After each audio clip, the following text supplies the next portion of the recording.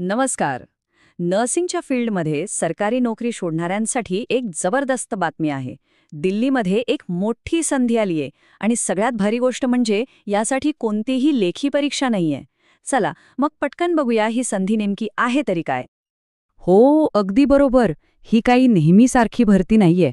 म्हणजे परीक्षा नाही, काही नाही. फक्त एक इंटरव्ह्यू द्यायचा आणि थेट 40,000चा पगार. एकदम भारी संधी आहे, नाही का? आणि ही संधी कोणी दिली आहे तर दिल्ली राज्य आरोग्य अभियानाने. म्हणजे 2025 साठीची एक पूर्णपणे अधिकृत आणि विश्वासार्ह भरती आहे. त्यामुळे निश्चिंत रहा. तर आपण याला सुवर्ण संधी का म्हणतोय? कारण ही संधी खास नर्सिंग प्रोफेशनलसाठी आहे, ज्यांना हेल्थ सेंटर्स किंवा आयुष्मान आरोग्य मंदिरांमध्ये काम करून एक वेगळा अनुभव घ्यायचा आहे. आणि खरं सांगायचं तर हा अनुभव करिअरसाठी खूपच महत्त्वाचा ठरू शकतो. ओके, तर आता येऊया सगळ्यात महत्त्वाच्या मुद्द्यावर, की पद कोणतं आहे आणि त्यासाठी पगार किती मिळणार आहे. कारण याच गोष्टींमुळे ही संधी आणखीनच आकर्षक वाटते. तर पद आहे स्टाफ नर्स. पण थांबा, यात एक ट्विस्ट आहे. कामाचं स्वरूप हे CHO म्हणजे कम्युनिटी हेल्थ ऑफिसर सारखं असणार आहे. याचा अर्थ काम फक्त हॉस्पिटलपुरतं नाही, तर दिल्लीच्या वेगवेगळ्या विभागीय आरोग्य केंद्रांमधनं थेट लोकांच्या आरोग्याची काळजी घेण्याची एक मोठी जबाबदारी असणार आहे. आणि एवढ्या महत्त्वाच्या कामासाठी पगार पण तसाच तगडा आहे. तब्बल 40,180 रुपये दर महिन्याला. म्हणजे पॅकेज एकदम जबरदस्त आहे. आणि जागा किती आहेत माहितीये? 1-2 नाही, तर तब्बल 120 जागा आहेत. दिल्लीच्या वेगवेगळ्या झोनमध्ये या जागा भरल्या जाणार आहेत. त्यामुळे संधी खूप मोठी आहे. चला आता पुढे जाऊन बघूया की ह्या पदांसाठी कोण अर्ज करू शकतं. म्हणजे ह्यासाठी नक्की काय पात्रता हवी आहे.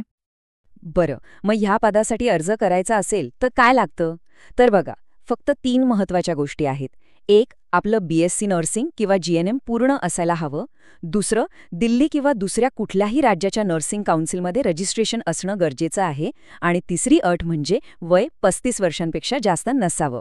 इथे एक छोटी टिप, जर रजिस्ट्रेशन दुसऱ्या राज्याचं असेल तर ते ट्रान्सफर करण्याबद्दलचे नियम एकदा नक्की बघून घ्या. आता ह्या संधीमधली सगळ्यात इंटरेस्टिंग गोष्ट म्हणजे याची निवड प्रक्रिया. ती इतकी सोपी आहे की विचारायलाच नको. ही बघा, निवड प्रक्रिया एकदम सरळ, फक्त 2 टप्प्यांमध्ये आहे. आधी तुमच्या सगळ्या डॉक्युमेंट्सची तपासणी होईल आणि त्यानंतर थेट मुलाखत. बस, कोणतीही लेखी परीक्षा नाही, कसलीही टेस्ट नाही. एकदम सोपं आहे. मग आता सगळ्यात महत्त्वाचा प्रश्न, या वॉक इन इंटरव्ह्यूसाठी पोहोचायचं कसं? म्हणजे अर्ज कसा करायचा?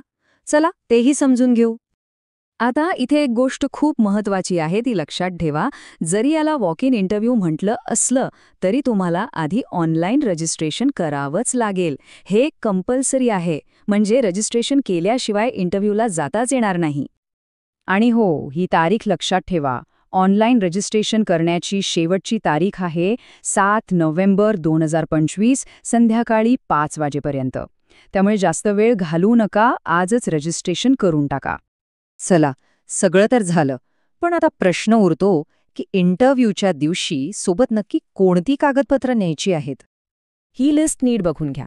10वी आणि 12वीची मार्कशीट, नर्सिंगची मार्कलिस्ट, नर्सिंग रजिस्ट्रेशन सर्टिफिकेट, अनुभवाचा दाखला असेल तर नक्कीच फायदा होईल. त्यानंतर जात किंवा EWS प्रमाणपत्र आणि एक फोटो ID प्रूफ. ही सगळी कागदपत्रं आत्ताच तयार ठेवा, म्हणजे शेवटच्या क्षणी धावपळ नको. ही फक्त एक नोकरी नाहीये, हे लक्षात घ्या.